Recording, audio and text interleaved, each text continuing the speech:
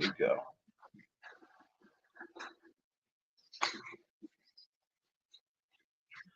All right, what's going on, everybody? Thank you for joining us for another episode of Calling All Bowlers. This is episode 7, and I want to start out by saying thank you to everybody who has tuned in for the previous 6. It has been awesome, and I'm also here to let everybody know that I've already got guests planned up to episode 10. So with that being said, I want to bring our special guest on. Everybody knows her as Jenners, but we're going to officially introduce her. And Jen, you can tell me if I do this right or if I butcher it. But we're going to introduce her as Jenn Phaxayavong. Please tell me I did that. Pretty good. Yeah, it's pretty good. All right, excellent. So we're here live on YouTube and TikTok. So if anybody's got any questions, send them our way, and we'll let you guys. We'll give Jen a chance to answer them as much as we can. And I am doing the same thing right now as you did before we got on here, Jen. I am sharing it with people. So, welcome to the show, Jen. How are you today? I am good. Thanks for having me. Well, I appreciate you coming on here. I know me and you were talking about this before we got on here, but one of the things I'm telling everybody right now is our goal right now is to do an episode with everybody from all 50 states as far as bowling goes. And I think when we get done with 10, we're going to have like 9 or 10 states covered right now. So I appreciate you being the first one from sweet California. Yep. Sunny California. What part of California are you from, Jen? I am from the Bay Area, so basically the hub of San Francisco, Oakland. I was born and raised in Oakland, so we're in the cool part. We're in the part that everybody wants to hang out at, San Francisco area. Okay, you've been there your whole life, you said? Whole life, born and raised. No, well, you know what? I don't get that many people here in Huntsville, but I was born and raised here, and I'm still here in Huntsville, so that's pretty cool to run into. Yeah, there's not a lot of us left. No, there's not a lot of us left here either, so. They all went away. Well, Jen, while we're at let's go into this here. Tell us a little bit about yourself. We all know you're a bowler. That's why you're here, but tell us a little bit more about what Jenn is about. What Jenn is about. Hi, guys. I'm Jenn Phaxayavong, and I am a Bay Area bowler. I currently am I do hair for a living. I work as a full-time hairstylist. Bowling is kind of like a side thing that I do. It's a kind of like I guess you would say it's cheaper than therapy. And it's one of the things I got into in high school. So it's kind of like just one of those interesting things. It's funny because when I get clients that sit in my chair, they're like, "Oh, what do you like to do for fun?" I'm like, "I like to bowl." They were like, "You mean like bowling in an alley?" And I'm like, "Yeah." They're like throwing a ball down the lane. I'm like, "Yes." They're like, "Oh, I didn't know that you could do that like as a thing." And I'm like, "Yeah, I bowl plenty. I bowl plenty." And they were like, "Oh." So that's one of the things I do. If not, I'm actually a hairdresser. I'm actually an educator for the color line that we have at my salon also. So I teach. And I just like doing hair and throwing pretty bowling balls down the lane. That's not really much to me. I have a single mom of 3 kids. I try my best. I survive as much as I can. How about that? Hey, that's all any of us can do, Jen. So you're talking about you're a hairdresser. You've been doing that for how long? Almost 20 years. Yeah, 20 years now, since I was 18. And you also said you teach a Yes. class there? So a lot of times with companies, we have a lot of salons pick different companies to work with. My salon, we do color and haircuts. So there's not a lot of us out there anymore. Apparently, we're a dying breed. They don't either. These days, you go to a salon, one person colors your hair, one person cuts your hair. At our salon, we do both. All the stylists do both. And the company that we have for our color line, they happen to be looking for an educator, someone that can go around the area and like teach their color to other people. And I really got into it because I remember back when I started doing cosmetology school, I had opened up my cosmetology book because I didn't want to go to college. I was like, oh no, college is not for me. I barely made it alive through high school. And my mom said, well, if you don't do something, I'm going to kick you out because, you'll be 18 soon. And so I was like, okay. And then when my friend was like, well, you don't like school. And I had wanted to be a fashion designer. Like, I was like, yeah, I'm going to be a fashion designer. Then I learned of like how much it would cost and looking at my grades, realizing that, yeah, I'm not going to make it. And the school that I wanted to go to was like $12,000 a semester. I didn't even know what a semester meant. And I was like, no, I don't want this. And a friend of mine was just like, hey, why don't you just do hair? It's kind of like the same thing. And so I was like, oh, so in California, to become a hairdresser, you have to go to 10 months of school, full time, 40 hours a week. And so I just picked a random school. Like it was nothing fancy. It wasn't like the fancy academies that they had out there for like $20,000. It literally was like my neighborhood. This gentleman opened up a beauty school and was like, here you go. Like, come on over. It's $3,000 for your tuition. And we teach you everything. And then you go get your license, right? California has the strictest state licensing in the whole United States. Like, to get a license, you have to be from California. You have to do all the California regulations. So when I started going to beauty school, I was like, this is awesome. I get to do hair. So then I remember opening my beauty book and there was a gentleman in the picture and it was like this man named Paul Mitchell, which everybody knows, a very big household name. And it said under his name, platform artist. And I was like, whoa. That's kind of cool, right? Because it's been almost 20 years since I've been to beauty school. So a lot of the verbiage has changed, obviously. They are now what we call platform artists, educators. And I was like, I want to do that one day. I want to do that. So fast forward a couple years ago, just like as I was getting into bowling after lockdown, my color company said, hey, we're looking for educators. Come audition. And I remember sending out my audition. Totally got a call back, and that's when the whole world shut down. And they were like, oh, we'll do it virtually. And I was like, okay, I've never done virtual auditions, but all right. So now I am fully a educator for that company. So I just go around if a salon requests for me to go teach the color, how to use it, what's new, what's the newest trends, what techniques are there, what's the, a lot of times it's just stylists needing an update and an update on the newer colors because every few months they come up with new colors that I have to go out there and teach. And I actually really enjoy educating people and meeting people. And I think that what I do for a living, which is making people feel better, laughing, talking, just giving that side of companionship, goes the same with bowling. Because in the bowling community, you're also in a tight-knit kind of family. You have your groups, but everybody makes you feel like somebody. You're never left out. You're never isolated. And I think that's why I enjoy both for what I do for a living and what I do for fun. You say the bowling community, it is very close-knit. And when I started doing these podcasts, I got reinforced at just how close the community actually is. Mm-hmm. Local and state scale is one thing, but on the national scale, it's truly amazing Yes. how close-knit we all are. So, well, that brings us into this. So you're hairdresser by day, you bowl your leagues at night. How did bowling become a part of your life? I think bowling became a part of my life. And it started many years ago when I was in high school. I was dating this guy and he kind of was just like, hey, do you want to come watch me and my dad bowl? And I was like, what? What is that? Like, what does that even mean? Like, I was like 14, 15 years old, like, I think. And I was like, I guess I was a freshman, sophomore in high school. And I was like, I guess I'll go watch your dad and you go bowl.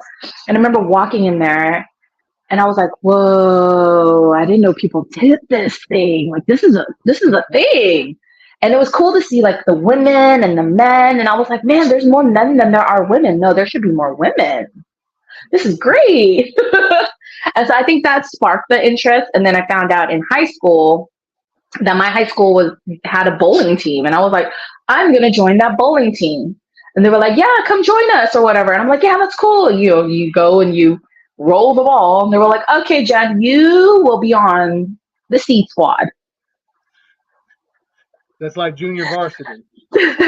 Yeah, like junior varsity. Like you're the one that comes up if the junior varsity is done. But I was just happy to be a part of it. And the local high schools in Oakland all had their own bowling club, so we all bowled together. And it ended up being my school won, so I got a letter. I lettered in bowling in high school. I had a nice little letter for my letterman's jacket. Oh, that's cool. And they were like, "What sport did you do?" I was like, "Bowling." They were like, "Bowling? What?" No, no.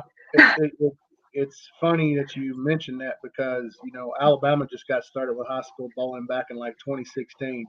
Hmm. They've been really behind the curve, no pun intended, um, as far as high school bowling.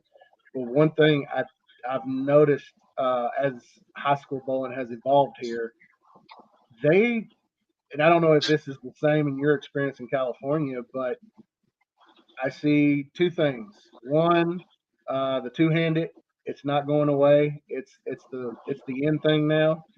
And Hmm. two, the lack of spare shooting. Yes. Do you see that? Would it be fair to say that you see Uh, that also in California and high school programs? I Or, I see it a lot. Yeah, two-handed is not going anywhere. I actually know a few females that are actually two-handed bowlers or a backup bowler. hmm, Um, I learned the traditional way. I prefer the bowl one-handedly, but I mean, two-handed is not going to go away. I do have a couple of friends who are in the bowling community that are two-handed female bowlers. Not going away. hmm, Definitely not. But the spare shooting, yeah. And I myself am not the greatest spare shooter, but I started at, a buck 25 average 4 years ago. So to uh, make it all the way to where I am at now, took a I lot of roll work. I roll my eyes at you when you said that because I've gone back and watched some of your TikToks and your Uh-huh. form is very solid, Jen. Very solid. No, Thank you. very solid. You know, It's fundamentals. It's like fundamentals are so important, and one of them fundamentals correct. not only is your approach, but again, like I stress constantly spare shooting. Whenever I have a high schooler come in and I'm For measuring, sure. I'm like, you cannot do spare shooting enough in your practice regimen. Never. Never. I spare shoot. I play low ball. Uh huh. My girlfriend, I met her through bowling actually. She was the one that introduced me to like tournaments and things like that. I didn't even know of that world until I met my friend Angie. And Andrew was the one that worked with me in the beginning. I mean, I just used to walk up there and just chuck the ball, right? My little 10-pound Brunswick ball, just threw that thing down there and was like, yeah, got more than 90. Let's go. And then as I got really into it, Angie actually kind of coached me into this like, okay, Jen, this is what I do. We seem to bowl similarly, this and that. And so I worked with that. The spare shooting definitely was not there for me yet, but eventually as you go you start learning, oh, okay, well, this is where I need to stand. I mean, if you ask me what arrow, what line, what dot, I just tell you I stand right here Uh in huh. between these two. I don't know what number that is, I just know it works for me. Like if people are like, oh, are you standing at 25, what's 25? Nah, I'm a hairdresser, I don't do math. Your break point is at 8. Okay. I just know the ball's gonna go that way.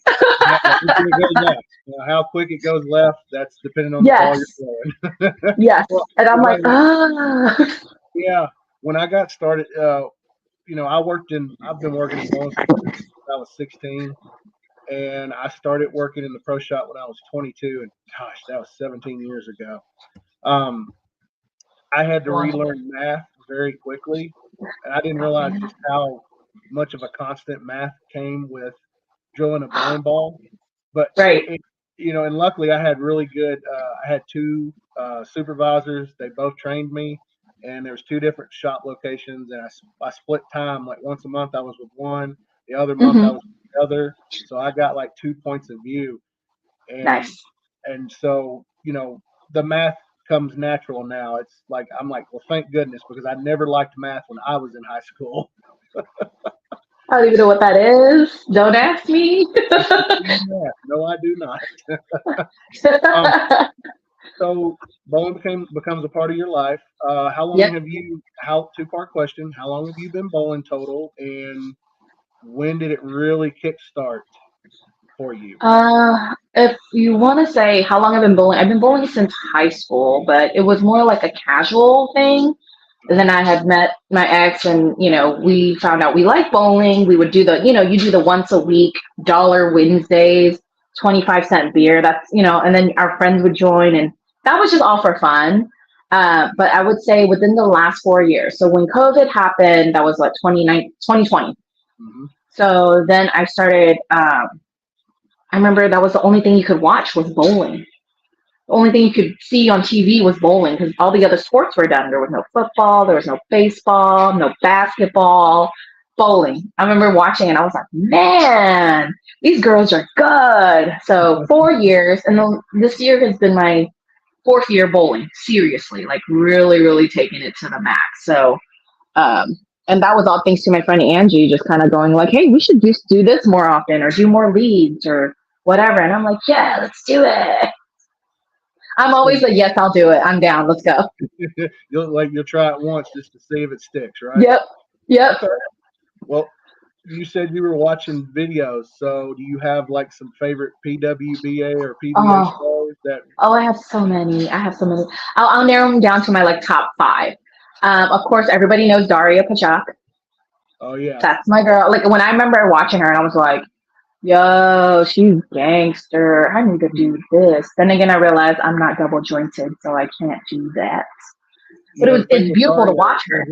If there's ever a guy that ever says that they don't have a crush on Daria, they're lying. They're lying. I mean, I know one guy who's like, no, she's not that great. I'm like, you need to fix your glasses, sir. Your vision. We is not. If you're seeing this right now, Isaac, you are. You are. Verity Crawley, obviously. And another one I actually really enjoy watching is Ashley Galante. Oh yes. She's the sweetest person ever, and Elise Bolton is another one. Mm-hmm. Like she's not in the circuit as much as the other girls, but every time I see her, we talk on Instagram, and it's hilarious. And then Daniel McEwen. That's another favorite of mine. Yeah. Like they're all different styles, but they're all like people that I am attracted to. Okay. Well, that's what I was going to ask you next. So, what is about your top 5? Like, what is it about their bowling style, or is it their personality that blends with you, or what is it? What is it about them? I think it is more personality, but I also love the style of like Verity's releases. Right? She's just right under it. She's tucked and she's good. Daria, she's beautiful. Like, come on, she doesn't have to bowl, and you're just like, yeah, I'll buy that ball. Yeah, I'll throw that ball. Right? Like, Ashley is another one that I love watching her bowl just because she has that. I think what I admire most about all of them is the power that they have when they release is something that I want to work towards. Because sometimes I just think it's chucking the ball down the lane and crossing my fingers. But these girls can just do that nice little snap. And I'm like, I need to do this. I actually watch different bowlers from around the world also. So like I have a couple of Korean bowler girls that I like to watch. And their style is, Southeast Asians tend to have a different style compared to like American women and more European women when it comes to bowling. They're a lot more smoother and more dainty. So when I watch Korean bowlers or Japanese bowlers, women bowlers, I'm like, oh, okay, they bowl so pretty. Mm-hmm. So to mix that with what I like and create something that's like me, I think that's kind of like where I get my inspo from.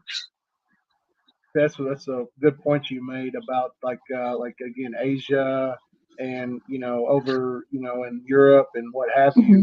One thing I've noticed is I remember when I was younger, I was almost getting ready to start working for the shop. They would have like overseas balls, and they would release them. And I was like, "Can we get one over here in the States?" and I finally got my hands on one. And truth be told, I was like, this is not reacting like I thought it was supposed to, because my totally different mindset back then versus what I know now, of course. Correct. And ended up getting an explanation about that from one of the ball reps, and they basically explained to me. They said, "Hey, listen, overseas they don't use a lot of lane oil. A lot of the styles are what you said. It's more of a spinner style or a backup even." So I was like, "Oh, so it's a cultural thing. Okay, well that makes sense." So they don't use really aggressive cover stocks like they do here for us here in the States. And it's just a new thing into my feather in the cap of educating myself on this. So I thought that was pretty interesting, of course. So yep, and they cost like 3 times as much as a regular ball here. It's crazy because they're coming from overseas. So I'm all like, I need to go make friends in Korea, in Japan. Right. Go send me a nice Korean ball, thank you. Well, let's move here into the next part here about your just kind of giving people your bowler profile. So what is your highest game ever, and what is your highest set ever since you really started hunkering down and getting serious with it? So highest game in league was 258. Highest series I believe was like 624, and that's in league. In a tournament, shooting a 257 was my highest, and then 612 in a tournament is pretty freaking good for me, I think. And that was just recently at the women's. You get 257 at the women's? Oh, 257 was like a random tournament that I did back. But my 612 was my series. 612 was at a women's tournament in Reno. So I was like, ooh. Safe to say you cleaned out in brackets, right? Yes. Nice. The Open has divisions. Do they have divisions with the Women's Open? Yes. Women's Open has divisions. No, not really. You just kind of go all in, but you're kind of in like different divisions. Yeah, you are actually. Sorry. There's like ruby, emerald, sapphire, diamond. So like you play amongst people, but you also play along the whole field. So you have your choice of playing in your bracket range, in your division range, or play all. So I play my division and all, just because you never know. Okay. Let me ask you about this. Let's go into like your high game. So you shot your high league game of 258. Which ball? I started off. The first game was I was trying to find my life on it. I was throwing the hammer 3.0. I usually try to find a shape that I like. I didn't love the shape of it. Shot me a $170, and I was like, "What is this?" So in the second game, I'm like, "Okay, we're switching it over to the track theorem." And I was like, "Okay, I'm getting the look that I need." The lane starts drying up. By the third game, I'm already on by the middle of my second game, I'm already playing. I pull out the new Hammer Arctic Vibe, and I shot that 258 with it. That's a great ball. That's a great ball. That is a nice ball. I'm going to give the thumbs up to you on that one. That has been my best friend. And one thing about me is I give my balls all character names, so they all have a name. They're not just the name of the ball, because it gives it kind of like a character. So my Arctic Vibe is actually, we call her Vivian. Vivian comes out the ball. Why do you call her Vivian? Because vibe, so I figure like VV, VI. So I'm like, oh, Vivian, yeah. Yep. All right. Theorem is Theo. Theorem is Theo. Okay. 3.0. 3.0, I didn't name her yet because I'm still working with her. You're still trying to warm up to her? I'm still trying to warm up to the 3.0. I went from a Hellcat. I love my Hellcat, right? She's my kitty cat. Kitty cat is my go-to. My 2.0, my little 2.0, she is the hybrid or the original? The hybrid. Okay. The hybrid, yeah. I choose my balls based on the color. I know a lot of people are like, "Oh, you're just like a girl. You only choose balls by color." Listen, you're talking to a hairdresser here. We wear black all day. So if I don't want to buy a black colored ball, I don't want to buy a black colored ball. You know from science based, from what I've learned, that the Hmm. darker the color, the more it will actually. It's designed to hook a lot more potentially. Mm, maybe one day. Not right now. Yeah. No, I mean, yeah, If I ever had to lay out my arsenal for everybody, they'll just be like, "Your balls are all just so pretty." okay, no. And see, that's the cool thing about it. Like in bowling, like you have so many different personalities you run into, especially like Totally. in the pro shop. So I mean, no, Yeah. it's cool. It's cool. You're the first one I've featured on the show that has named their bowling ball, Jen. I need my bowling. Everybody knows. And like at first, when I was doing it, everyone was like, "Why do you call her that? That's not her. What is?" And I was like, "Well, that's what I call her because that's her name. She was born with it. That was it. She comes out the box." I'm like, Mhm. "Yeah, you are." My girlfriend, my other girlfriend, and I, we just name everything. Now she names everything. She's like, "What are we gonna call her? GB5? Oh, she's Gabby. Yeah. She's Gabby straight up." Let me tell you, you like the GB5 and the Arctic Vibe, so good. I have So those in good. my arsenal. I have those in my Yeah. arsenal, and I've also got the Effect, and I've got the MV Tour Pearl. Yes. Those four right there. They're the gangster. See, my buddy Brian on TikTok says, Uh huh. "LOL, cabbage patch vibes." That's a good one. Definitely. That's a good one, Brian. Okay, so you have your high game of 258. Hmm. Uh, if that is not your best moment you've ever experienced in bowling, then what is? I think that was actually the best experience I have ever bowled in. Just knowing that I was gonna punch out all the way. Well, take take Starting. us take us through that game. Like tell us what you're going through. Like you said, Uh, you had like a 170 the first game, so you're kind of like yep. up in there, like I need to get my Yeah. swing down.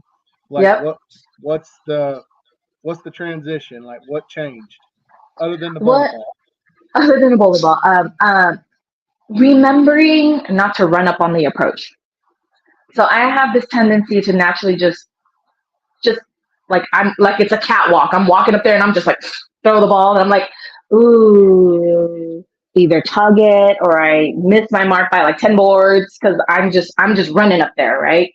So really remembering and people always tell me like you have to have a routine, like a pre-approach routine, right? What do you do? And this for the longest time, maybe for like in within the last year is when I actually started adapting and understanding when to do my like pre thing. Because before I would just be like, grab the ball, walk up the lane, and throw. Right? I don't wipe. I don't put my towel. I don't pat my little rosin bag. Like I didn't have a little thing. And then as I watch other bowlers bowl, they have like a whole little system. And I was like, maybe I should implement this so that I calm myself down because I get super excited. I'm like, yeah, yeah, let's go. I just want to keep knocking them down. So I think once I threw the first game, I threw the first frame, and I was like, okay, cool, strike, great. Second was like, I think it was like a 9 spare, and I was like, don't love it, right? And I will tell you this: I love moving right more than I love moving left. I hate moving left. Hmm. I Okay, hate moving we have that in common, Jen. I don't either. I hate moving left. I confuse myself. I am yanking it harder than I should be. If I move right and I stay right, I'm okay. I survive. But once again, people are always like, Jen, you've got to learn how to move left. You've got to learn how to move left. I will learn it someday. Don't worry, guys. I'm only 4 years in. I got this. But today is not that day. Yeah, today is not that day. And then next to me in the next lane, we play brackets on Fridays. This is where I shot it on my league on Friday. And there was a gentleman that I guess me and him were in that last bracket. He was like, I don't know how Jen made it through. I love when people assume that I can't make something or do something because they're so much better than I am. So I actually thrive off of competition. But I didn't understand why he was yelling. Like he was like, oh my God, she got another strike. And I'm like, calm down, bro. I didn't even understand why he was so upset, right? And my teammate was like, yo, calm down, dude. Like, just let her bowl, you know? And he's just like, ah, he's a young guy. So he's like, oh, got all these young bowlers, man. They're just very full of energy. And he's like hitting the chair and he's throwing the ball and I'm throwing the ball and I would get a strike and he wouldn't get one. He's slamming the chamois down. I'm like, calm down, sir. I didn't realize it was because me and him were up against on the last bracket that he had left. I had a few more. And so he's just like, all like, yeah. And then I'm just striking. I start striking all the way through. And he's just like, what? What the F is this? How is this possible? I mean, I just go up there and I said, well, if you think it's impossible, I guess I'll show you what's possible. And Listen, I had this conversation with Rich last week on the mhm, episode. We could have made it another 2 or 3 hours long just talking about like handicap. And yeah. again, I am, if it comes down to handicap to me, it's like this. I am very balanced, and I'll explain what I Hmm. mean by that. I tell people all the time, handicap is a necessary evil to keep our sport going. It has Hmm. to be there. It has to be implemented. I do Hmm. think that there are certain times and points where, depending on, I would say, what type of tournament, what type of Yeah. league, then you kind of change the particulars up. But in the sense of, um, I feel like, like I feel like handicap. I think all the scores should be maxed out at 300 because that is Mhm. what is we are predicated on that standard of perfection. Correct. And I feel like if again, I'm a scratch bowler. If I shoot 300, I should not. I can tie. I don't have a problem with tying. I don't have a problem Correct. calling somebody handicap wise that made it to the tie. But for somebody to be able to say, "Hey, I beat you by 5 pins or whatever," that's kind of the little threshold there. But again, it goes down to circumstance, league, and what have you. But no, Right. it. I think you got a really good crash course on how to get in people's heads, Jen. So keep doing what you're doing, and what's going to end up happening is you're going to continue getting better. They are going to continue stagnating, and Hmm. you're going to end up being better. It's not saying that one person's better than the other, but on paper, No. you're going to end up out averaging this guy one day. So you keep doing what you're doing. Yep. So, So I mean, I think it's fun. I'm hey, not no, at the end of the day, you won the money, so it don't matter. definitely won the money. And, he was like, oh, congratulations, blah, blah, blah, blah. And I was like, yeah, couple of pocket shots, a couple of them are like Jen out. My friends call them Jen shots. And they are strikes that are like, you wouldn't believe it was a strike, but only Jen would get that kind of strike. So they call them Jen strikes. So you're talking about like that one video you posted on TikTok where you threw Theo and you thought you Uh, really missed it right, and then all of a yeah, sudden you yeah. came back. And it's like, Girl, I could tell you, if you did that in the house I bowl at, you'd have took a 3 count out. they were like, right? And I bowl in two different houses. So I'm at Classic in Daly City. Their lanes are a lot different than my Friday league lanes. So my Friday night leagues are at Bel Mateo in San Mateo. And the lanes there are much more consistent. They actually have oil. So my arsenal for that house is different than my arsenal for the Classic when I'm at my main house. Just because the main house is drier, unpredictable, patchy. If you can bowl at my main house, well, I feel like you can bowl anywhere, and I struggle. And all my friends they call me a tournament bowler, not a league bowler. And I try my damned hardest in league. I swear, I do not bag. People are like, "Oh, you're a bagger." I'm like, I swear to God, I'm not. I don't understand. But when I get into tournament, it's a whole nother playing field. Everyone's like, "Oh, tournament Jen's out. Let's not play against Jen. She's Right. not fun." See, I remember one tournament we went to down in Florida, and my buddy Iridius, he was kind of in that zone like you just spoke of. He's averaging 165, 170 in the league, Mm-hmm. and his doubles partner for this tournament dropped out, and Mm-hmm. um, I had one of the guys. He's one of my mentors. I look up to him, and his name's Tony Churchy. I don't know if you got a chance to check out the latest DGAB podcast episode, but you can see I'll what he check it. looks like. That's who I'm referring to. Mm-hmm. Arguably one of the best bowlers in the state of Alabama, and it only took me 20 years to out average him in league. So we got him to fill in the spot, and Hmm. everybody was like, "Oh, Iridius, dude, you are in such great shape. You've got like the best doubles partner you could ever ask for." And Yeah. what happened is we go down there, and Iridius off a 165, 170 average, he shoots a Uh-huh.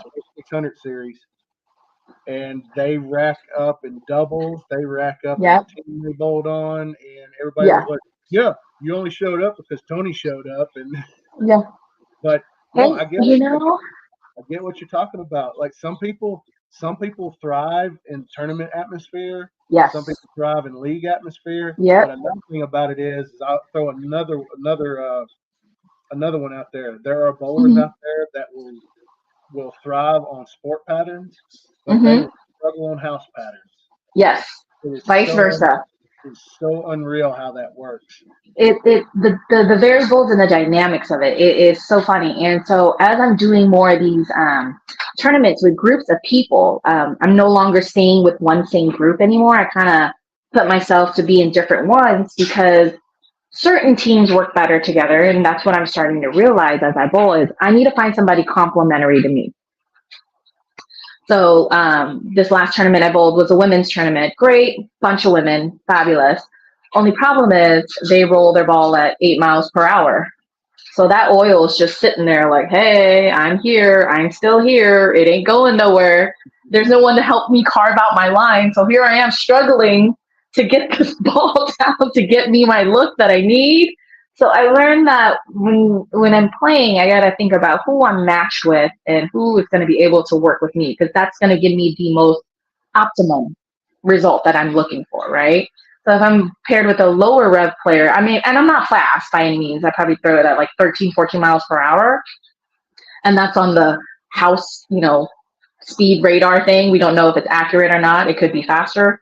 Right. And when you're bowling with someone who's throwing it at 8 miles per hour, it's like, bro, I'm just trucking along. I need to bulldoze my own lane. So as I do more in these tournaments with other people, I start to learn more things about myself, which is more of like a self awareness of what I like and what I don't like. And it's hard because I'm such a like, yeah, I'll bowl with you, yeah, I'll bowl with you, and then I'm like, oh my god, we didn't even cash. How did I bowl with you? Then I'm like, no, it's for fun, Jennifer. It is for fun. Don't be a snob. So you were talking about the last tournament. That was the Yes, Women's Open Championship you went to? correct. In Reno. Hmm. Reno. Okay. Yes, yes. That So that big one. Apparently, I through didn't know how big it was. I was like, oh, okay.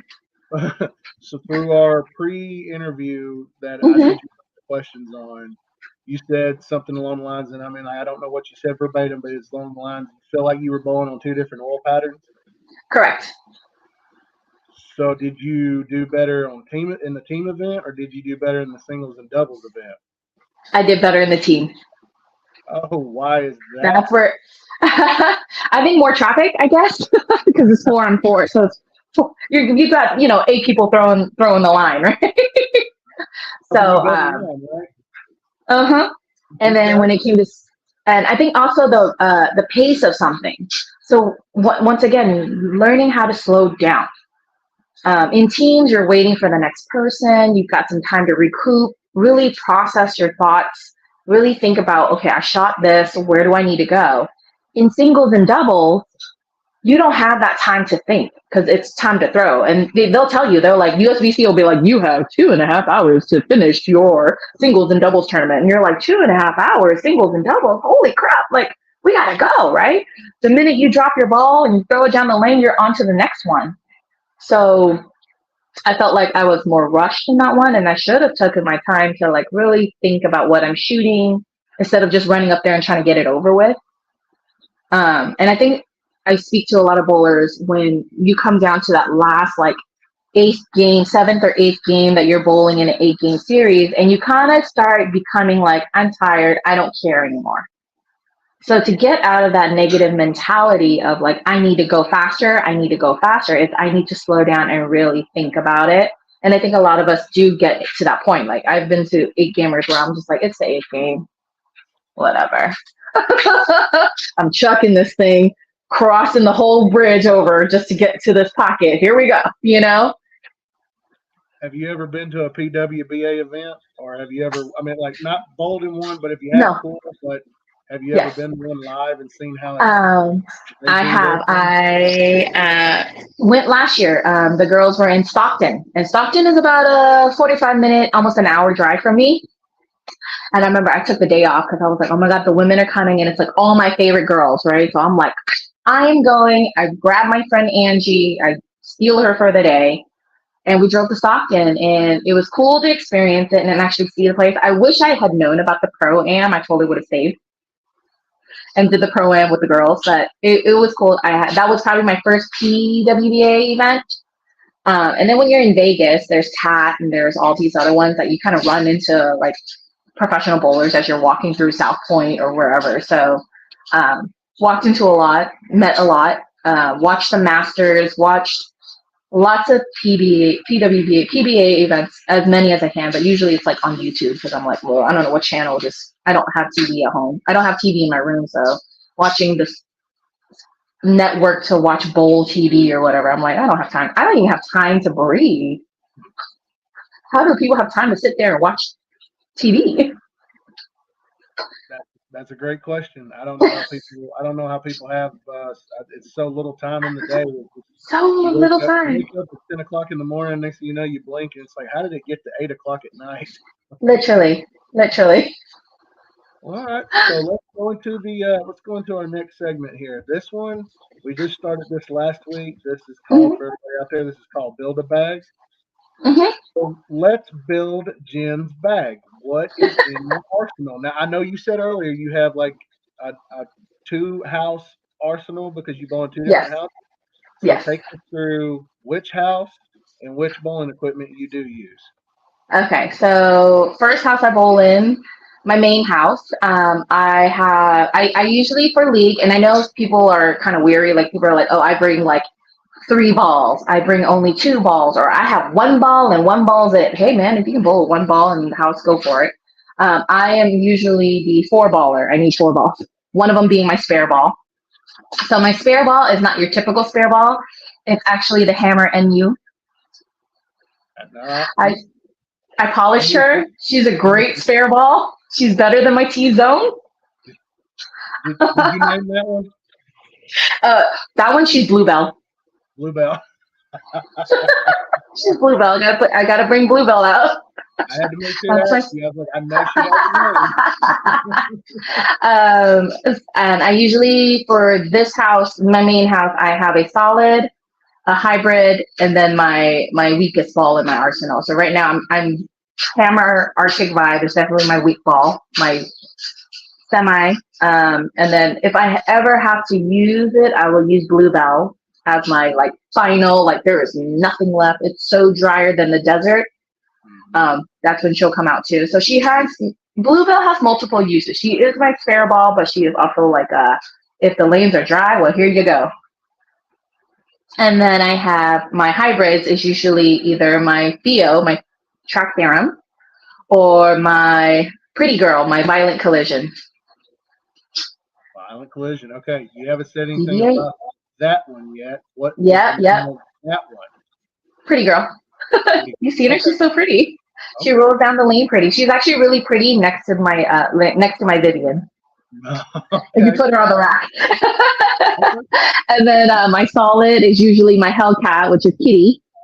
My kitty, or my troublemaker. She's just a troublemaker. She makes trouble. So I keep her at troublemaker because. Well, the name says itself. That's right. Yep. It does what it does. Okay. And then at my second house, I have much more stronger balls. So usually it's my Hellcat 3.0. Usually it's the Hellcat. My 3.0, I love her. I'm still learning to love her. I might have to change a surface or something, and then it's my Theo, and then my Arctic Vibe. So I only change my hybrid balls depending on which house I'm at. Okay.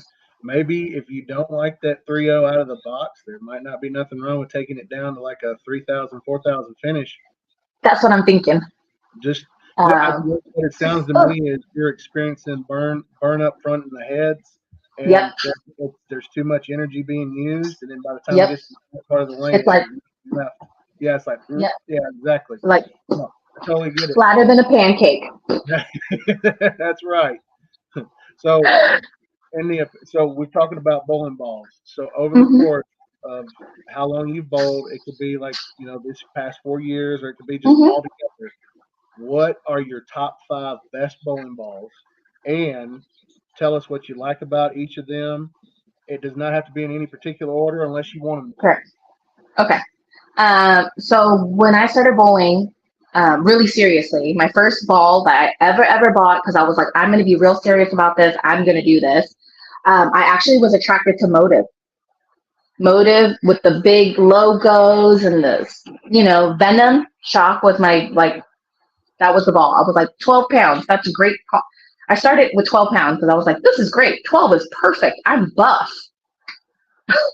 And then, and I moved over and I was like, okay, well, Motive will notice me, right? Like, hey, it's Jenn. She can sell balls or something. Then I was like, okay, well, Motive's not working for me now. But I love Motive. That is number one. But it is what it is. I played all the Motive brands. So all the Venom line was my favorite. I think it just worked for me. I tried like the Tridents. I've tried the stronger ones. And I was like, oh, I don't think I have enough power like EJ Tackett to go yanking that ball down the lane to make it do things. So I was like, okay, forget it. Nobody's Then got power like EJ Tackett. Don't feel bad. yeah, no one can crank that thing 25 miles per hour like that, Then I had a friend, and he was like, "Oh, Jenn, you should try this." So I actually became a amateur staffer for Swag, which everyone was like, "What the hell is that? I've never heard of it." I was like, "Lane Master," And they were like, "Jenn, yes." And it was because I think Koreans bought Swag and tried to launch it, so it's a smaller brand. I actually enjoyed that brand a lot. Swag Fantasy Days, that was like my money ball from that line. She is still with me. I keep her in my little closet. Fantasy Days, her name was Fanny. Fanny kicks fannies. Fanny was kicking fannies out there. And then I am now with Brunswick, so I get B7. So my current favorite B7s are my Hellcat, my Arctic Vibe, my Theorem, my little Theo, my Violent Collision, and I know people hate this ball, but I love it. My Cuda Pearl. You know what? I'm not even going to hate on that top 5. That's a decent top 5 right there. Again, Cuda Pearl. Cuda. Again, it's all about matchups. Right. It is all about matchups, and one thing I've experienced through the shop over my last 17 years is you are going to run into different styles, different mindsets, and different philosophies of when it comes to buying bowling equipment, and learning how to evolve with the times. Again, all about challenge, but at the same time, still remaining in that fundamental being able to teach and coach. I would rather see you throw more strikes, potentially hit the pocket, versus how damn pretty the ball is in that sense. And hey, I can make pretty ball strike. I'm not saying you can't. I'm just saying, like, if somebody comes in and they're rolling the ball, right? It's like, look, this is not matching up to you. We could change the surface. We could do this. Yep. We could do that. It's just a ball, and I've had plenty of them. I'm like, ooh, I really like the way this one looks aesthetically. Yeah, younger guys, but like the older gentleman was like, "You don't buy balls for the color. You buy them for the specs or whatever." Right? I'm like, I know. And I love my pearl balls. I will always like my pearl balls. Then they came out with hybrid, and I was like, yo, this is it. This is what I like, right? Like, and then I started dabbling in the solid balls. Solid balls are just they're kind of boring looking. They're just kind of flat, like. I'm a hairdresser. I like things that are shiny. But another thing about that is what I've learned, what you've told me. I feel like the shiny ones are matching up to your game the best because of what you said about the 3.0 and it being out of the box and still figuring it out and what have you. So again, it's a strength to know what works for your, your style. Correct. And and I have a girlfriend that's like, I don't like shiny balls, and she buys everything solid, but everything doesn't work. And I'm like, girl, just get a shiny ball. Just get one. Just get one. I promise you, it's okay. You're gonna be all right. But she has that one shiny ball, and that was the one that was saving her life at Women's Open. And if all else fails, just get you a purple pearl urethane. That's right. Oh, I mean, I have one. It's sitting there, but and it's funny because people are like, "Well, do you use a urethane?" And I'm like, "I don't really need to." Right, but right now the transition is a lot of bowlers are using their urethane ball as a spare ball. Have you been noticing that? Mm-hmm. I was like, "Oh, that's interesting." They were like, "Well, because it doesn't hook as much." And I was like, "Well, it's the same as a plastic ball, no? Plastic ball Urethane, doesn't hook." I tell people all the time, urethane is made to, when it hits the approach, it gets it to its roll super early, and all it does is sit the rest of the way. That's the Yep, like it purpose. just coasts. Mm-hmm. So I still have one. I have yet to touch her yet. She's sitting there, and I'm like, oh, do I drill her? Do I not? I mean, NU's Bluebell's working for me, so I'm gonna leave her. Maybe one day I'll go into like a super sports shot where I might need the urethane, and I call her Penny because she rolls like a penny. She's just Like that. Okay. just. It knocks 3 times, like It's just penny, you know penny. exactly. Just that's it. She's Penny. But I mean, the arsenals, it's funny because everyone's like, oh, you get new balls all the time. I was like, I get new balls all the time. But I also get what I want. Like you have the hammer effect. I don't have the hammer effect because I feel like my track theorem, my hybrid 2.0, similar for me. Because if I get another hybrid hammer effect, it would just be, I have 3 of the same similar balls, right? And for some people, they're like, no, they're different. They're different because X, Y, Z, elemental P. And I'm like, honestly, I'm with Brunswick, but I don't sit here and try to memorize every cover stock, every letter, every number. I like the ball the way it does. That's the ball for me, right? But if I'm looking at someone who's bowling and they're like, oh, what ball should I buy, Jen? And I'm like, oh, you want me to sell you balls? Okay, yeah, I can. We can go shopping. I'll spend all your money. You ought to just try to look into working in a pro shop part-time. So a friend of mine, my main house, my friend, he owns a pro shop there. So I call myself a quarterly employee. I'm not quite part-time, but I'm not full-time. I'm just there for quarterly purposes. And I actually have learned a lot. Do I want to drill my own ball? No, not really, because that requires math. Jen, no, don't. It's a trap. And I'm like, no, because then I'll be like, oh, I didn't do it right, and I'm a hairdresser, so perfectionism is like we have to get it right? Mm-hmm.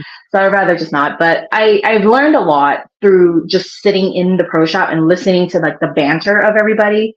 My friend who's the owner, his guy that works for him, like just listening to how these people come in. And you're right, like that's how I started following you, was you were putting up these series called Calling All Bowlers, and it was like, the series of the guy that comes in and was like, my thumb is too big, or and that's how I started following you. I thought it was hilarious because this was a point of view that people needed to see, how funny it is that clients will come in and have all these ideas of what they want for a pro shop.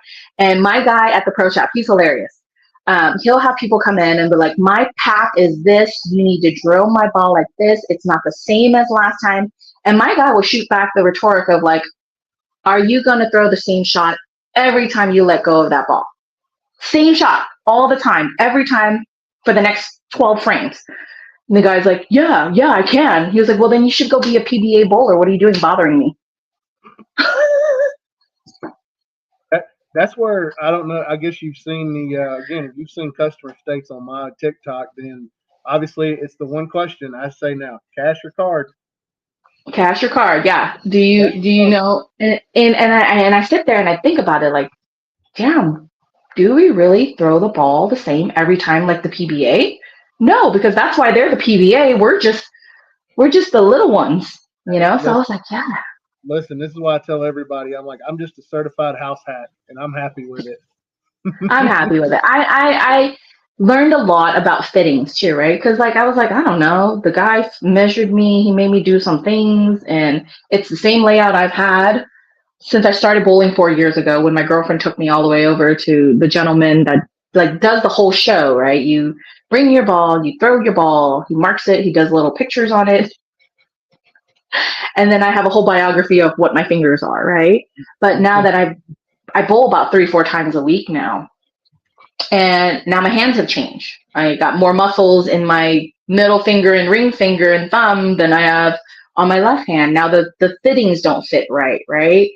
What the difference power lifters are, like power lifters against oval, this and that. I have very small hands, so power lifters for me work, but I know people who are like, oh, oval is better.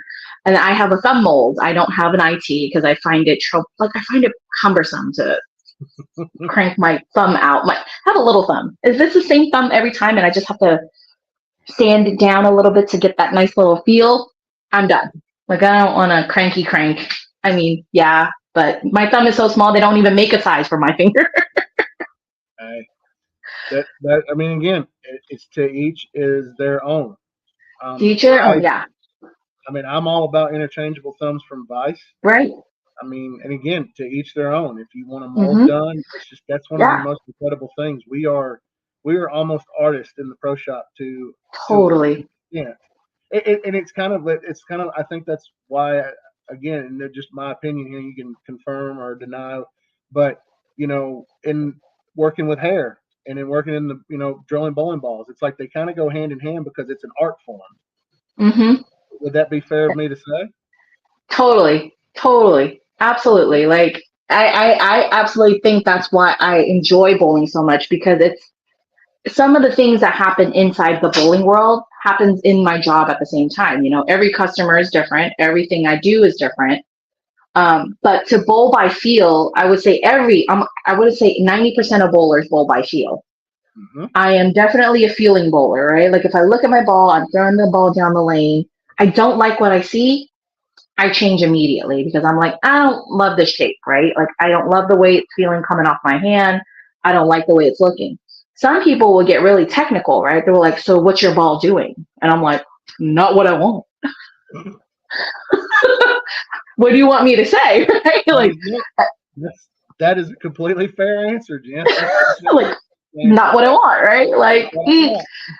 Like, so what do you want your ball to do? I said, well, I want it to do this and it's not doing this, so I need to move or change, right?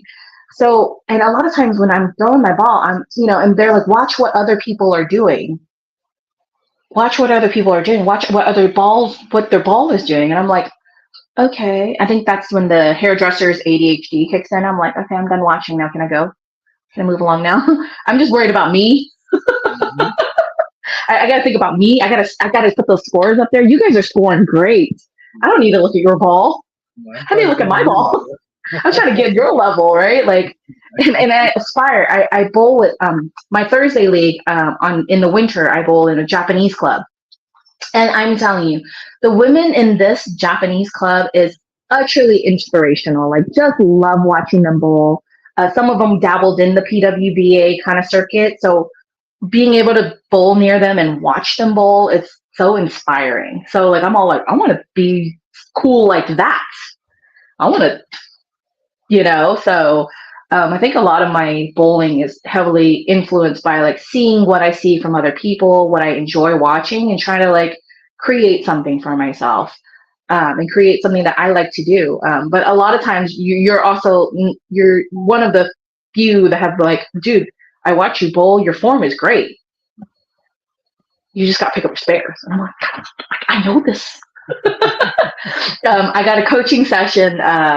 It was 2 years ago, Coach Jasno. So Coach Jasno, Mike Jasno, comes along and he was just like, I'm here. So I was like, you know what? What's the worst thing that can happen? To get a bowling lesson from a guy that's an amazing bowler, right? He knows bowling. He coached Team USA or whatever, right? And he is also one of the first person who was like, I don't have to work with your finish. Your finish is fine. You're one of the few people who have a natural finish. I don't have to work with you on follow through. You know what you need to do.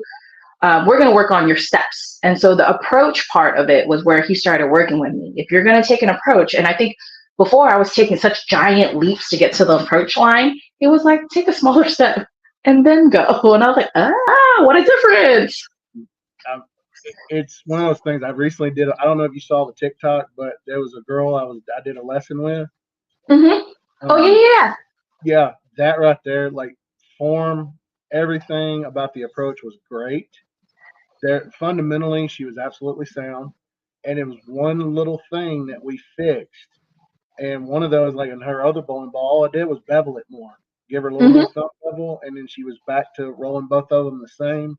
And it turned into literally hey, let's teach you about what your equipment does and what it doesn't do, and then teach you like how to move left, move right, and work on being confident. And it clicked so well. So having the right coach, having the right person give you a lesson, and in the sense of it only takes one little minor detail for it to correct everything else, and then next thing you know, you're like, well, this is the best I've ever rolled. Correct. You know, like, backswing. I didn't realize that I used to kind of like womp my way all the way into a big old circle before coming down. That's why I was losing energy. That's why my ball wasn't going fast enough, you know? So learning these little things. And I know that a lot of people naturally don't want to hear the criticism of any errors that they might have, because everyone believes that they're so good or they're good at that. They don't want to hear it. But I feel like for a lot of people, if we open our ears to the criticism, just to be able to open-end it, it doesn't have to be mean. You don't have to be malicious in your criticism about something. But just be like, hey, you know, you did this little thing. It's not that good. Maybe you should try this.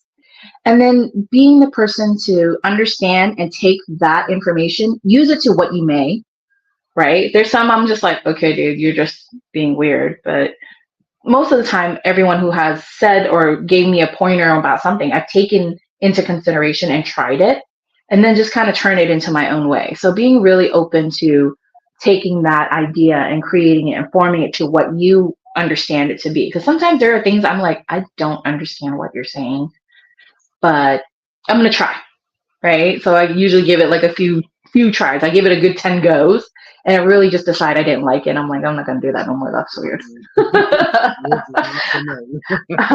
The most recent one I learned in the last, let's just say in the last 6 months, was finger position under the ball. I was this, and I didn't realize that you can do this or do this, right? Like when I learned that, like, whoa, mind blown. Mind blown. I tuck my pinky when I want to get more around the side of it. So absolutely. I didn't know. I was in there like, oh, I like this. And now I've added to my arsenal, my little arsenal box, right? Like, Jen, your ball, let's just say I brought out every ball. I went through all my arsenal. Nothing works. Well, guess what? I got fingers to change and move the position to create what I wanted to do, right? So that was like probably like the ooh, la, la, la for the last couple of months for me, is to understand how to, I didn't know that. Like nobody told me, you know, like I was just over here like, here you go, YMCA, like just, this is me.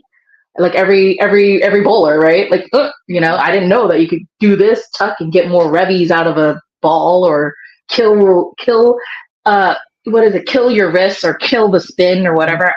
I still don't know what that means. I will be really honest. I just go like this. I just stick my arm straight out. They were like, yeah, that's called killing your. I'm like, no, don't get fancy with it. I'm just gonna go straight at it. Let me ask you this. We've got a question being asked here for you. Yes. It said, Jen, what are you currently averaging right now? 172. Well, okay, so my main house I average 172. My second house I average $188. Okay, all right. So with all this we've talked about, what is on the horizon for you with your bowling? Like what do you have, any kind of tournaments, like big time tournaments or big time leagues that are coming up? Summertime, I tend to take a break right now. I didn't realize that, you know, breaks were a big thing, but even as a break, I'm still bowling 3 leagues in summer. In winter, I'm doing like 3 or 4, depending where I sub. If I sub, most of the time I'm a sub for 2 of the leagues, but I have two main leagues that I bowl in. My main goals right now are really working on consistency, and spare shooting is always at the top, right? Like I went from 20% 10 pin spare shooting to 60. I need to get up into the 80%, right? Like I know I'm not going to be 100% at the spares, but if at my level, 80% shooting that 10 pin straight at it without missing, without, fumbling and not having to second guess myself would be a great goal for me.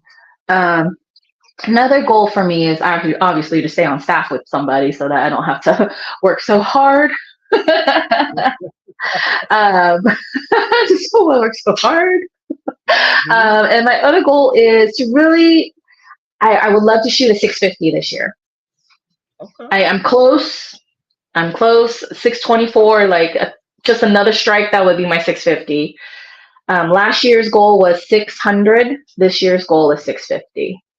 The year before that, I think my first year was to shoot a 500 was my goal. In 2020, 500 was my goal. And I know it seems silly for people. They're like, 500, that's easy, right? But for me at that time, 500 to me was a dream. And then the following year was like 550. Last year was 600. This year is going to be 650. Jen, those are more than attainable goals, and I'm firmly convinced that with your style and you're fundamentally sound, as I said earlier, you're going to reach that 650 a lot quicker. You might even do it the next time. Thank you. I know. I have a few tournaments coming up, but I think there's one in Vegas called the Big Kahuna.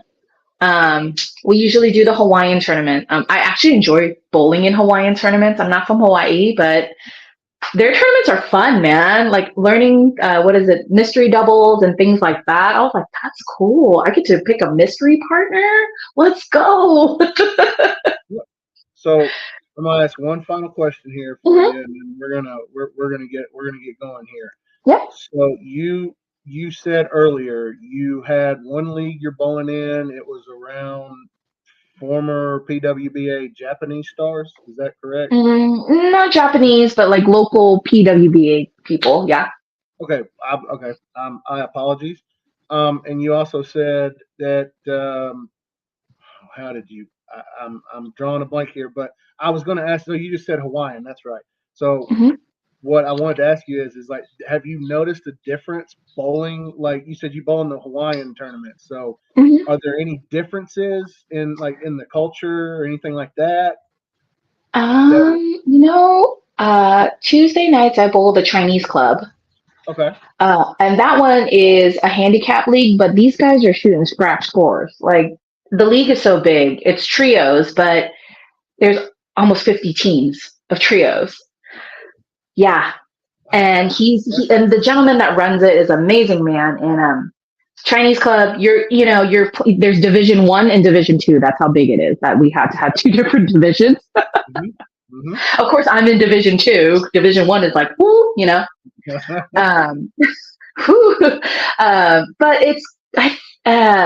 that one's a fun one because there's not the mentality of like being a what do you call it, like a bagger or whatever. People do their best. They go out there, they do the best. The women do their best, the men do their best. And some of these men are like some damn good house bowlers. And then they go into tournament, of course, like, oh, okay. And then it's vice versa, right? Like you said, tournament people just come out of nowhere, but they're terrible house bowlers.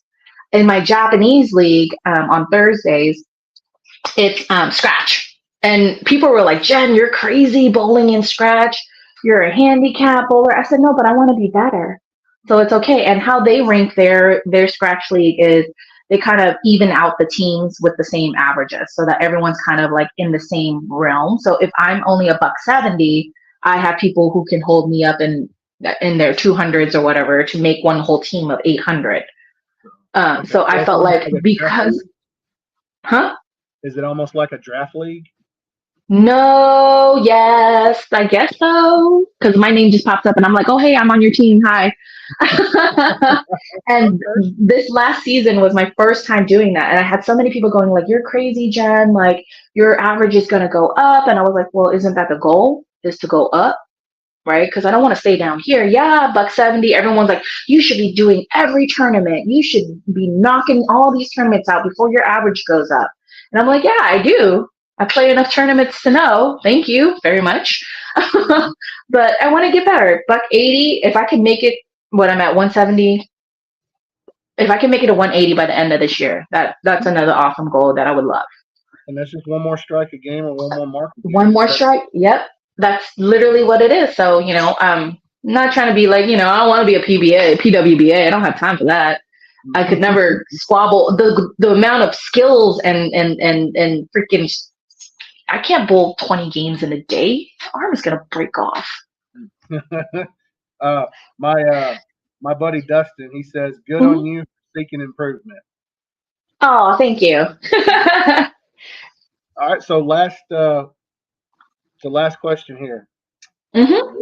What advice would you give anybody wanting to start their bowling journey? What advice would you give them, Jenn? This is an interesting question because a lot of my clients ask the same thing when they're sitting in my chair. They don't bowl. They're like, "What is the one thing?" And I think what I would tell them is, if it's something that you're passionate about, and as you can tell, any bowler is passionate about what they do. When you're passionate about something, that there's never an end to how much you can learn. And there's always something new to learn from anybody, everybody, young, old, meek, and the bold. I think that's really what I would tell them, is that if you want to try, just grab a ball and throw it down the lane and decide if you like it or not. If you don't like it, fine. I tend to find that it's obviously a male-dominated sport. So when you find a good amount of women that are as interested or as passionate about it, it kind of makes it form another knit band, like you're the cool crew, and my real thing is, like, if I'm inspiring somebody out there to bowl and try it out there, I've done my job. Same as educating, when I'm educating about hair. If I've inspired one or two people, or I've given them an aha, I've done my job. That is so profound, because I feel the same way. That's my motivation every day. If I get one person that comes Just to enjoy it, and one of the things that, to your point, one of the things I like to do is every once in a while, I want to bowl in one of these leagues where people look at me and they're like, "What are you doing bowling this league?"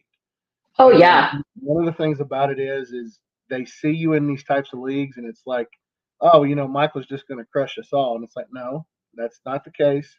I want people to feel.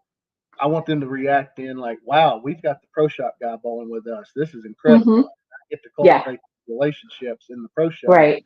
And not only that, that develops trust within them, because one of the things about it is, the word pro shop can sometimes be intimidating. It's like, oh my God, pro, like I am nowhere near that level, which is correct. Why my boss over the years has went from pro shop to his name with Bowling World, and now it's just Bowling World. And now we've got a new set of things where people are calling. I greet with Bowling World, and they're like, "Oh, is this the bowling alley?" It's like, no, this is the pro shop. So now we got a new set of problems. Yeah, now we got a new set of things. Yeah, and it's funny you say that, because you're a pro shop owner. So last season in the Chinese club, the pro shop owner, my friend, was in a team with me and my girlfriend. And same thing. Everyone was like, "Oh my God, he's on your team. Oh my God," right? So we're like, "Oh, it's fine. We bowled. He didn't care. As long as he gives 110% every time he bowled, it's great, And it inspires me to be like, don't punk out. Keep going, Jenn. If the ball didn't work, just keep going. Keep trying, right?" Now this season for summer, we have an all-girls team, and so you can imagine the amount. It's just 3 females who enjoy. Our averages are about the same, about 5 to 10 differences in pins. And it's hilarious how intimidated some men can get. And an all-female bowling against an all-female team, right? And they're like, "Oh, what? Oh, you guys don't give us pins?" It's like, "No, sir. You average 218. We're only $170 over here." I need to correct you real quick. Like I work for Bowling World. Jeff McCormick's my boss, so I meant to tell you that. So that's my apologies. Oh, no worries. I was like, Yeah, no. So, but no, everything you said, I mean, down to a T, I completely agree. So, with It's that fun. being said, Jen, first and foremost, I want to say thank you for joining us. This has been awesome to have you on, Thank and you. Thanks for I having me. I wish you nothing but the success. And I want to keep in Thank touch, and you. I want to keep in touch on your bowling story. And Absolutely. I've told a bunch of our guests like I want to be able to refeature them on for future episodes and kind of like do a Oh, for part two, sure. how everybody's doing. So We could call definitely it like stay. quick hits. Yeah, no, absolutely. Yeah, keep that in mind, and we're gonna link up again on this real soon.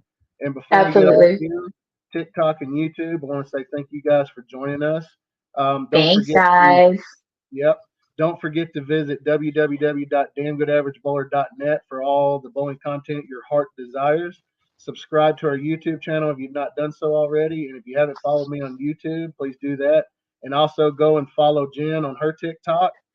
Last time I checked, you're getting really close to 1,000 followers. So I think you're about to hit that threshold there, Jen. Hey, baby, that's another goal. Yeah.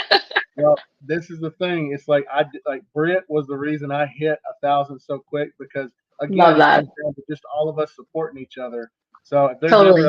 a video and you're in, I'm going to repost it, and again, we're going to help everybody get the amount of exposure needed. And That's what we do. it's just all about building community. And like I said Totally. earlier, bowling is a close knit community, a lot closer than we might have all give it credit for from state, Totally. local, and even to the national level. Right. So So everybody, you never know.